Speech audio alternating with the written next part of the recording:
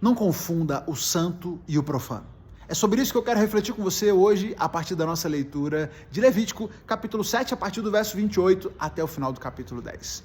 Nós temos nesses capítulos, no capítulo 8, por exemplo, temos a consagração de Arão e seus filhos ao ministério sacerdotal.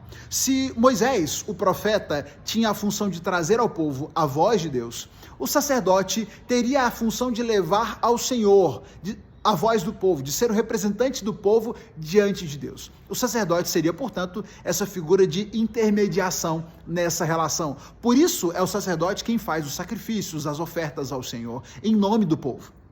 No capítulo 9, Arão e seus filhos iniciam o ministério, fazem os seus primeiros sacrifícios, entregam as primeiras ofertas, mas eu quero focar para a nossa reflexão naquilo que acontece no capítulo 10. Nadab, Abiú, filhos de Arão.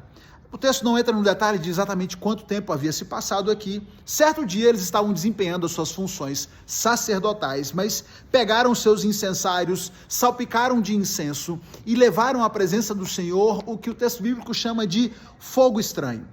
E por causa disso, por não terem seguido as orientações de Deus, por terem agido diferente daquilo que o Senhor havia ordenado, fogo saiu da presença do Senhor e os devorou, e eles morreram diante do Senhor.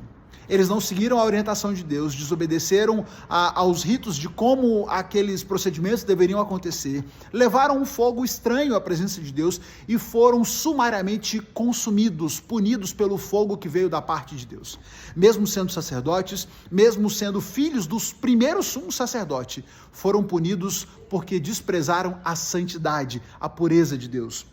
O texto bíblico, a partir do verso 10, capítulo 10, a partir do verso 10, diz: façam distinção entre o que é santo e o que é comum, entre o que é impuro e o que é puro, e ensinem aos israelitas todos os decretos que o Senhor lhes deu por meio de Moisés.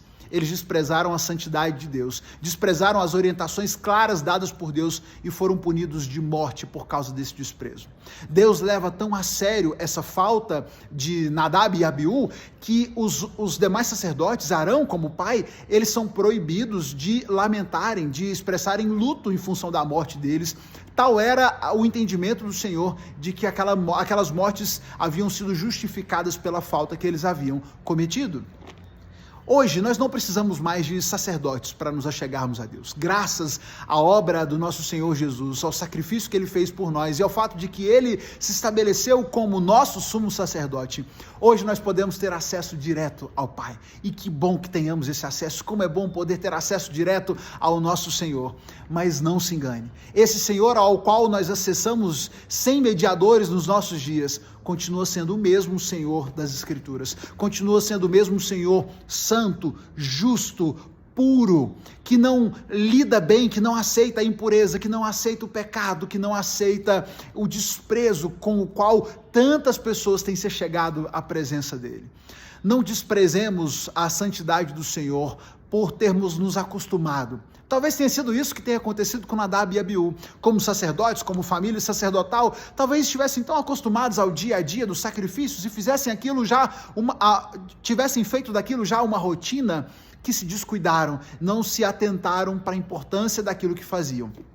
Cuidado, para que você, na sua possibilidade de acesso a Deus, não se descuide e não passe a tratar de forma profana daquilo que deveria ser tratado com santidade. Nosso Deus é santo, nosso Deus é puro, e Ele exige de nós pureza e santidade. Cuidado para não acessar a presença de Deus e não buscar a presença de Deus sem dar o devido cuidado, sem dar a devida atenção a como anda a sua vida, a pureza da sua vida. É muito perigoso quando menosprezamos ao Senhor, porque sem dúvida nenhuma infringimos um princípio importante da santidade de Deus. Por isso, cuidado com as suas palavras. Eu vejo que muitas pessoas se referem a Deus e às coisas de Deus de forma tão chula, com palavras tão vis e tão desprezíveis que não poderiam jamais dizer respeito a algo que seja de Deus.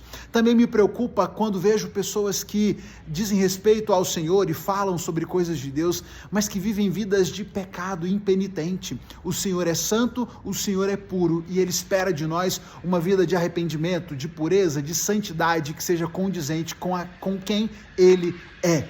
Não despreze a santidade do Senhor, não confunda o santo e o profano. Essa é a lição que eu quero deixar para você nesse dia. Siga firme na sua leitura bíblica. Você já sabe, amanhã a gente se encontra aqui para mais. Vamos lá.